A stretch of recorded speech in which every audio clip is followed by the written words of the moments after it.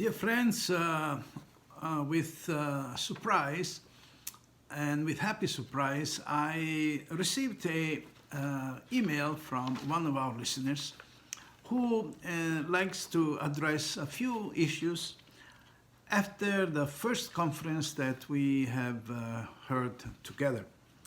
And I'm very happy to see that people take interest, and also I'm very happy to share questions and answers about the topic that we are discussing together. So the first question, she says, I understood the difference between the holy man or the holy priest of the Old Testament and the priest of the New Testament, especially in the sense that they have to become like Christ. So it is true that in the Old Testament, the priesthood was a family affair. The father was a priest, the son was a priest, the grandson was a priest. It was something based on family life. You remember the tribe of Levi. But in the New Testament, in the priesthood of Jesus, it's not based anymore on family. Actually, God calls wherever and whenever, whoever he likes. It doesn't have to be of certain type of families. And the same thing is that while in the Old Testament they had to provide new children, new priests for the temple, God doesn't need these children coming from being children of a priest, because he is choosing all over the place from all kind of nations and races. So today it's not anymore a family, but it is a vocation, a calling to all nations. So the difference is very clear. Now, it is also interesting to know that while they had families in the Old Testament, when the priest was supposed to go to the altar, the holiest of holies, when he was supposed to go and offer sacrifice, because it was a very mysterious and holy action, he was requested to abstain from relationship with his wife. So in a way, already they had the idea that in order to get closer to God, we have to be detached from the needs and the joys of the earth.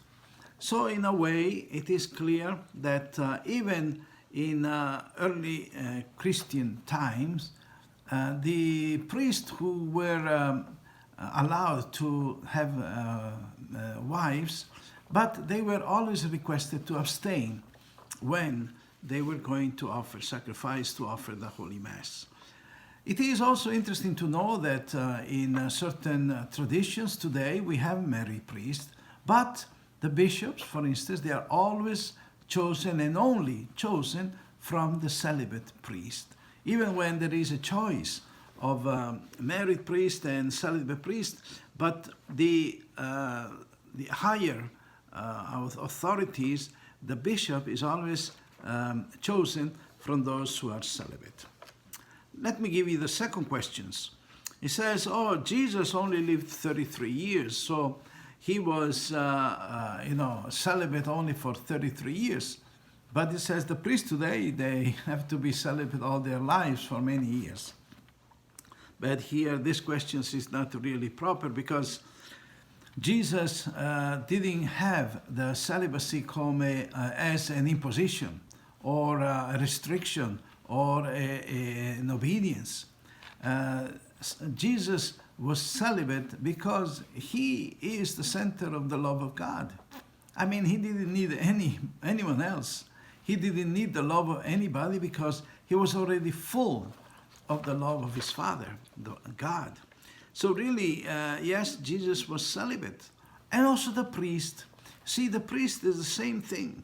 If the priest really understands the joy of celibacy, if he really understands the love of God like Jesus, then he doesn't need anything else. He doesn't need the love of a woman, because it would be something very cheap, very small, very, I would say, materialistic. Instead, it says, when the priest, like Jesus, is totally full with the love of God, then he doesn't need, actually he does not want. It is like when a husband is totally in love with a wife, he doesn't look for another woman. He doesn't need another woman because his total love is for his wife. So you see that celibacy is all question of love. If you really get into the love of God, then it is more than enough. You don't need anything else. And I can tell you that the more you get into the love of God, the more you feel the joy and the fulfillment of the love of God, of the life as a celibate. So yes, it is not easy, especially I can say for myself. When you're a young priest, naturally you look for the love of a woman because you really don't understand completely and don't enjoy completely the love of God. The more you grow into it, the more you find out that in order to be fully fulfilled with the love of God, you don't have to go the other way. If you take another route, if you take, let's say, another woman, you'll never get the fulfillment, the total fulfillment of the love of God. And let me say that maybe in the future we can reflect on that even in marriage, your fulfillment is very limited because the poor woman or the poor man is limited. And your love is much, much greater. But that's why the Christian marriage is a journey to discover the love of God fully. Fully. I give you an example. Gandhi, at the end of his life, he asked his wife not to have a relationship because he was so much into the supreme love that he didn't want to come back and enjoy an inferior love. So in a way, this is also for the priest. The more you get into the love of God, the less you want another love. Then finally, he says, as a young priest, what was your challenges? You see, I think there are two challenges. First of all is to discover the love of God, to fall in love with God. That's the main reason why we are called to the priesthood. But secondly, also to find the support of the community. You see, people say, oh, priests are lonely. Yes, they are lonely when they don't find a community, which is the spouse, the church. When they don't find a community that really support them, that love them as Jesus loves the church. Remember that we'll see later on, we talk about the spousal love of the priest for his people, like Jesus for his church.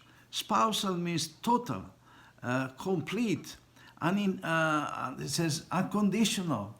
And also, I will say, a love that is not to share with any other love.